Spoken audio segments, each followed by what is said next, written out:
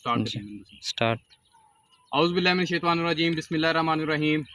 मेरा नाम फैसल महमूद है। सार्मिक बेस्ट क्रॉप दे एज एरिया मैनेजर अपनी ड्यूटी सर अंजाम दे रहे हैं। तो अज असी मौजूद हाँ अपने बड़े ही प्यारे काश्तकार जनाब आबद साहब को। आबद साहब उन्होंने असी अज तो 15 दिन पहले बाइटन का छट्टा करवाया सी 2 पैक फी एकड़ के हिसाब के नाल चावलों के अंदर। तो अज असी इन्होंने को पुछते हैं कि इन्होंने बाइटन का रिजल्ट किद्दां मिलिया। तो दूसरे नंबर वेखांगे कि एक चावल के बूटे ने कितनियां शाखा इस टाइम मार चुका है, क्योंकि एवरेज लैन वास्ते सब तो अहम चीज़ जी है वो पौधे दी शाखा ने। अगर पौधे की शाखा ज़्यादा होगी तो साड़ी पैदावार ज़्यादा आ सकती है। तो लिहाजा असी आबद साहब को पुछते हैं कि इन्हों के चावलों की कंडीशन है। अस्सलाम वालेकुम आबद साहब। आबद साहब की हाल चाल है? ठीक हो आबद साहब? तुसीं अज तो 15 दिन पहले बाइटन का इस्तेमाल किया सीगा, किवें तुहानूं रिजल्ट मिलिया बाइटन का? बेहतर है। जरा कैमरे दस्या जे कि कितनियां इस टाइम शाखा मार चुके हैं इस टाइम तुहाडा? तकरीबन 60 तो 70 आम पहुंचा। आम रूटीन दे जिहड़ियां इस टाइम शाखा ने वो 60 तो 70 इंशाअल्लाह असी गिनती भी करांगे बकायदा तौर दे उत्ते प्लाटिंग दे विच कि इहदियां शाखा वाकई इतनियां आईयां ने या असी झूठ बोलदे। अच्छा रिजल्ट है, ठीक हो गया। असी गिनती करते हैं शाखा दी। 1 2 3 4 5 6 7 8 9 10 11 12 13 14 15 16 17 18 19 20 21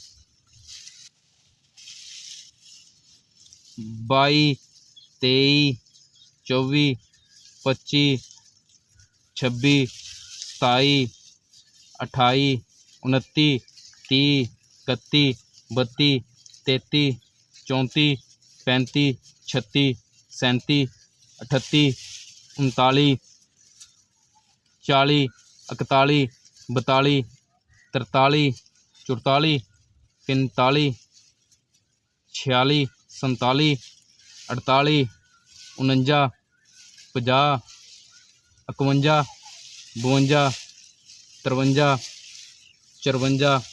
55 56 57 58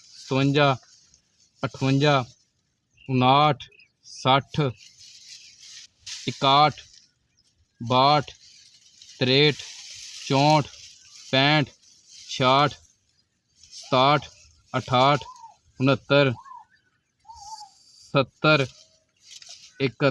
68 69 70 71 72 73 74 75 76 77 78 79 80 81 82 83 84 85 86 सतासी 88 99 90 91 92 93 94 95 96 96 शाखा इस टाइम माशाअल्लाह ना एक पौधे ने शाखा मारियां ने।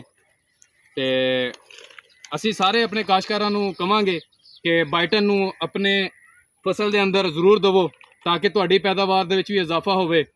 ते मैं आबद साहब नूं कहांगा कि सार्मिक का वादा दे पैदावार ज़्यादा।